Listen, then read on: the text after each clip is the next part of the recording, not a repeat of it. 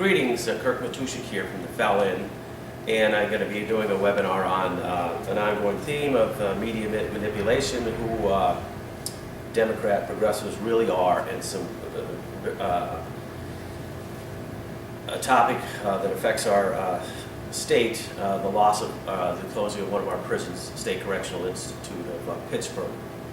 And I'm a 20-year employee of the State Correctional Institute of Waymart. And I'd like to explain exactly what a prison is. A prison, properly run, is a community. And SCI Pittsburgh is a community of thousands of people of all walks of life working together to effect positive change. And the largest component of that community is the incarcerated person. And without their side-by-side assistance, that prison doesn't exist. So SCI Pittsburgh is a successful multicultural community that accepts people from all walks of life. And to do some compare and contrast, I always like to point out that Democrat leaders or progressives are the exact opposite of what they say they are. They say they are the acceptors of multiculturalism and accepting of people of all walks of life, and all you have to do is put your common sense beanie on and turn the television on and see how angry and divisive they are. Madonna, for example,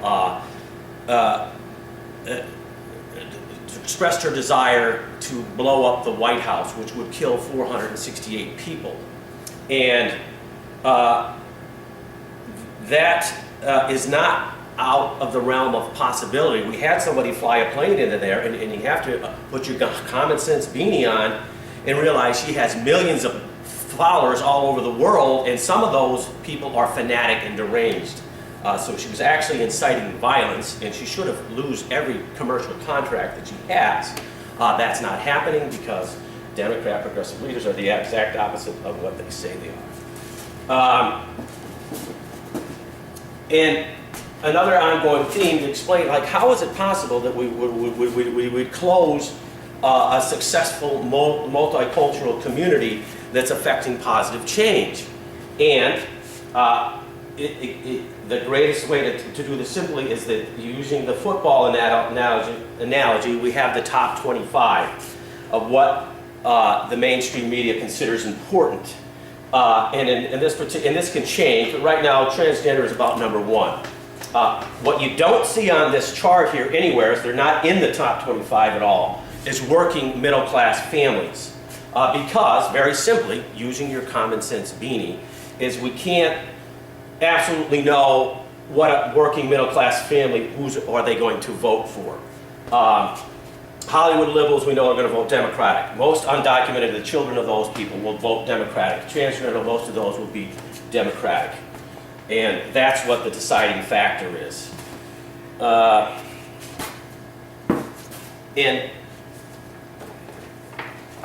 to do another issue of cultural relevance, this is a flyer from the Service Employees International Union, which I am a member in, and I contribute about $1,000 a year in dues. And in it, they outline exactly what I'm talking about. For example, there's a circling here where they've promoted the touting of putting more people on Medicaid, which is a welfare program that we pay, and Medicaid costs are one of the highest expenses. And they also tout that they supported and helped elect our Governor Wolf, who just closed the prison, and who was a multimillionaire. Again, put your common sense beanie on. He's a multimillionaire, much more wealthier than I am and much more successful. But he has the skill sets to teach people how to be successful and to be self-sufficient. I have those same skill sets, and if anybody wants to come down to Simpson, PA, and look me up, I will gladly help anybody become self-sufficient. And anybody that's got to the point where they can manage their household has those same skill sets. But instead of utilizing them to put people in an independent fashion, he uses it to expand the Democrat progressive ideology. You see here the fight for 15 minimum wage. Again, put your common sense beating on. The Service Employees Union is a labor movement full of experts and resources, and it is not rocket science to teach somebody how to advance to a 15-hour job. For example, starting out, getting your nurse's aide certification, getting a job in a nursing home, and then find one that has educational benefits, and using that to advance yourself to an LPN or an RN, and you go from not only from 15 to past that to $40 an hour, as long as and you can have your education paid for. They also work very hard to get the Affordable Care Act implemented, which, in my example, has what they didn't say is that for the 80% of us that had employer-based coverage, that those plans would start to degrade. It happened to me. I now have to travel an extra 10 miles to get lab work done because this group that took my money supported it. I also have a relative that's has working, two worker family. They have health insurance, but it doesn't qualify for what the ACA mandate regulates, and they're paying an additional $2,200 fine on top of their insurance premiums. And you won't see them on Good America or on our local news channels explaining what happened to them because, again, they're not, we don't know whether or not they will vote Democrat. Finally, I'd like to talk about politics. When we talk about, people say, I don't want anything to do with politics. It doesn't concern me. But what you're not understanding is politics is fighting for your group and how resources, and who gets hurt and who gets helped. This union also, for example, devotes major resources into supporting undocumented people. There's no law against that. You can do that. But as you see here, there aren't working middle class families on this top 25. So if you look at the state of Pennsylvania, we might have 180,000 undocumented people. That demographic generally doesn't pay property tax. And they generally do have multiple children, so this is the expense of working middle class families. Educating the children of undocumented would certainly create the revenue to keep our successful multicultural communities alive. And it's not to say you're better, or these are, that one group of persons are better than the other, but when it's your survival and you're the person that's doing the service, we should assist those people in terms of priority. Anytime someone would say something against illegal immigration, you get attacked as a xenophobe, somebody that's afraid of strangers or uncaring. But again, Democrat leaders and the progressives and the people in the media are the exact opposite of who they say they are. This is actually, and anybody that supports the undocumented movement is a anti-diversity, pro-illegal immigrant group. I'm married to a legal Filipino, and there's 3 million Filipinos in this country. There certainly would be more if we allowed better access. The gentleman that filmed the Hillary Clinton when she was collapsing into the SUV is a legal Czechoslovakian immigrant. And there's only about a little over 1 million Czechoslovakian immigrants, and I found it interesting because I do have some Czech heritage. He did not vote for Hillary Clinton. In fact, he's credited with possibly helping Donald Trump win the election.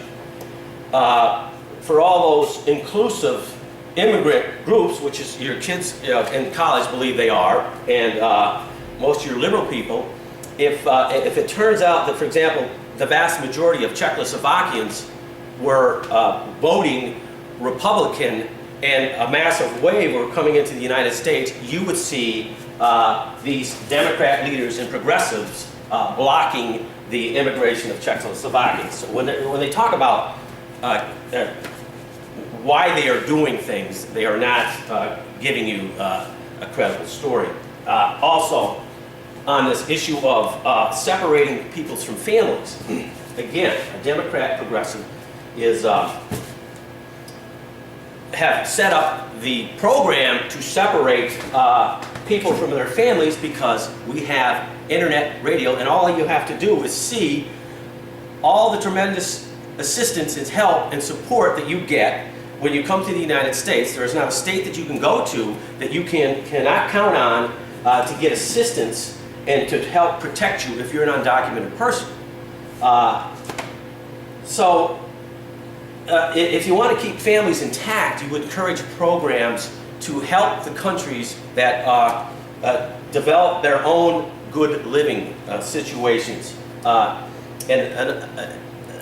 Another issue that we forget is the United States is great because of our freedoms and the promotion of people working together, but it hasn't always been a great place to live. We've had the Great Depression, we had World War I, we've had World War II, we've had Vietnam, we had the Dust Bowl, we've had many crises, we have the Civil War that the people here persevered, came together, and overcame.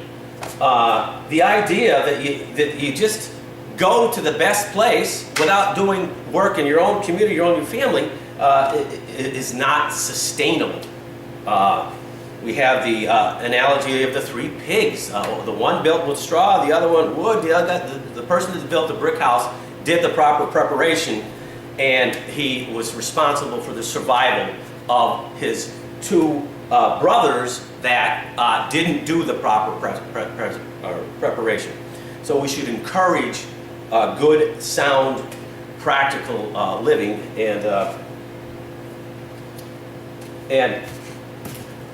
we need to be able to fight and get some representation. What little I can do, I'm going to be informing SEIU that I'm withdrawing my membership, and what happens is that you go, it's called fair share. So you, instead of paying $1,000 a year, their idea of fair share is going to be $900, and then I won't have any representation. But it's the least I can do to say to a group that's actively fighting against me. Again, for health care, they're fighting against me. For my actual job, they're fighting against me. And a lot of the ideologies in terms of anti-diversity, I would like to see more Filipinos in this country. They're great people. In fact, we're working on getting our nephew immigrated into the country. And it's a very difficult process. And it certainly would be much easier if we supported diverse legal immigration, which unfortunately that is not on the top 25 here. But with more and more people becoming active, we can get a positive, effective change. Thank you very much, and you're all invited down, for any type of assistance to move your life forward. Lovely downtown Simpson. Thank you very much.